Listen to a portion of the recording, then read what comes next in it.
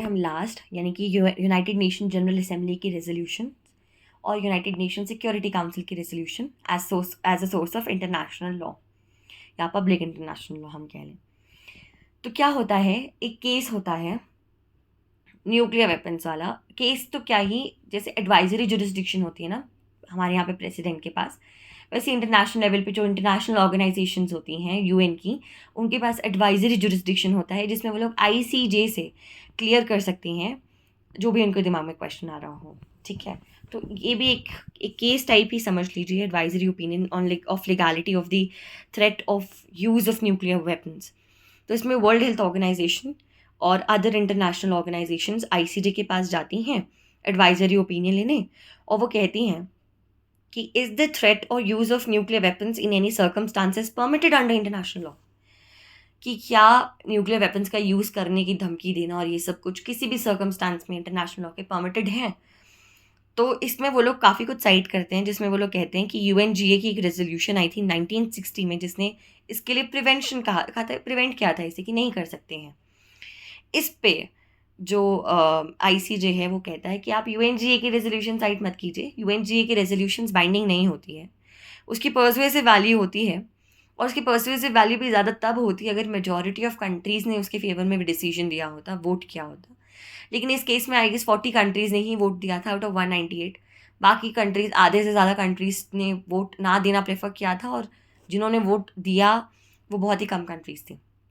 तब जाके इसी वजह से ये रेजोल्यूशन पास हुआ था कि 40 से 1 या 2 नंबर ही ज़्यादा होगा, तब जाके रेजोल्यूशन पास हुआ था। तो मेजॉरिटी आई थी, मतलब मेजॉरिटी वैसे आई थी वोटिंग मेंबर्स से, एग्जिस्टिंग मेंबर्स से मेजॉरिटी नहीं आई थी, तो इसलिए उसकी पर्सुएसिव वैल्यू भी बहुत ही कम कही गई। तो यहाँ से पता चलता है यूएन जनरल असेंबली की जो रेजोल्यूशंस होती हैं उनकी पर्सनल उनकी मतलब बाइंडिंग वैल्यू नहीं होती है ज़्यादा। लेकिन अगर हम बात करें, आउट ऑफ द टॉपिक चीज़ है ये कि अगर यहाँ पे न्यूक्लियर वेपन्स की बात हो रही है, हम लोगों को जो यूएन है वहाँ से वो weapons of mass destruction, chemical, biological weapons, UNSC की रेजोल्यूशंस आई हैं जिसमें हमें ये रखना मना है, जो कि कंपैरेटिवली कम डिजास्टरस हैं न्यूक्लियर वेपन से। तो कमज़ोर मतलब कमज़ोर बॉम्ब्स को आप प्रोटेक्ट कर रहे हैं लेकिन स्ट्रॉन्ग वाले को नहीं कर रहे हैं, यहाँ पे ये चीज़ निकल के आई थी। खैर ये आयरनी ही है। तो यहाँ से ये चीज़ हमें पता चलती है कि UNGA resolutions are not binding. UNGA resolutions voted by majority become become part of rules of international law, customary law। ठीक है, अब अगर हम बात करते हैं यूएनएससी रेजोल्यूशंस या सोर्स ऑफ लॉ, तो यहाँ पर ये कोसोवो वाला केस हम बाद में करेंगे, पहले हम पढ़ते हैं रेजोल्यूशन 1373 के बारे में, which is one of the most famous resolutions अभी तक की। जब यूएस पे 9/11 अटैक हुआ था और यूएस बहुत गुस्से में था, उस वक्त यूएस ने कहा, उसने आर्टिकल 39 to 41 जो है आईसीजे का वो इन्वोक किया, और जो भी थ्रेट है against peace, violation of international peace अगर हो रहा है तो उस कंट्री पे क्या एक्शंस लिए जाएंगे, ये दिखाते हैं हमारे article 39 to 41 of ICJ statute. तो जब 9/11 हमला हुआ यूएस पे, तब फेमस यूएनएससी रेजोल्यूशन 1373 आया जिसने कहा कि सारी की सारी स्टेट्स हैं, they shall freeze without delay funding and financial assets, जितनी भी फंडिंग और फाइनेंशियल एसेट्स दिए जा रहे हैं टेररिस्ट्स को, वो तुरंत के तुरंत रोकी जाए। और सेकेंडली उन्होंने कहा टेररिज्म को क्रिमिनलाइज किया जाए, एक लॉ लाया जाए।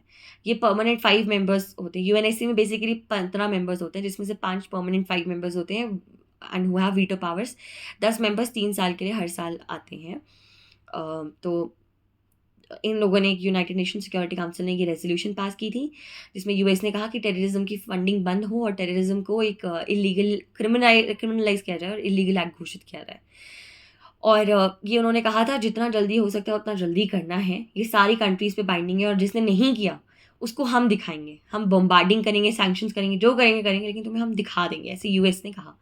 वैसे तो यूएनएससी रेजोल्यूशन थी, लेकिन क्योंकि यूएस की हेजेमनी है तो यूएस की पावर की वजह से ये थोड़ा हम बायस देखने को मिलता है। अगर यही चीज़ इंडिया में हुई होती है तो उतना फ़र्क नहीं पड़ेगा, लेकिन वहाँ पे फ़र्क पड़ता है। खैर उसके बाद यूएस ने कमेटी बैठा दी ये चेक करने के लिए कि क्या सारी नेशन कंट्रीज़ ने अपने वहाँ पे रूल बनाया है, जो हमने टेररिज्म को क्रिमिनलाइज करने की बात की थी, उस वक्त India, including India, almost world की सारी कंट्रीज़ ने टेररिज्म को इलीगल एक्ट घोषित किया था।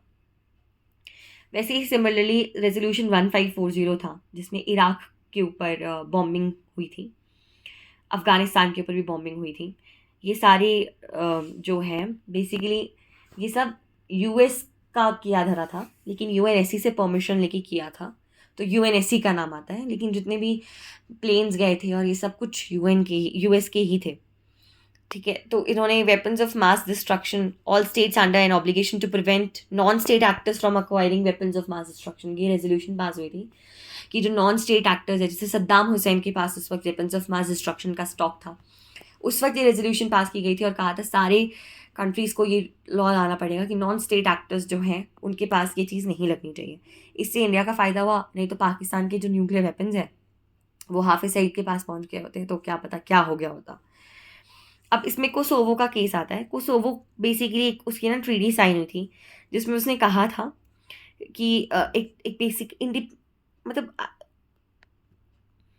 उसने यूएस के साथ एक ट्रीटी की थी कि हम जो हैं कुछ एक परमानेंट फ्रेमवर्क की बात हुई थी, इसमें बेसिकली यही था कि कोसोवो ने अपना इंडिपेंडेंस डिक्लेयर कर दिया था 2008 में।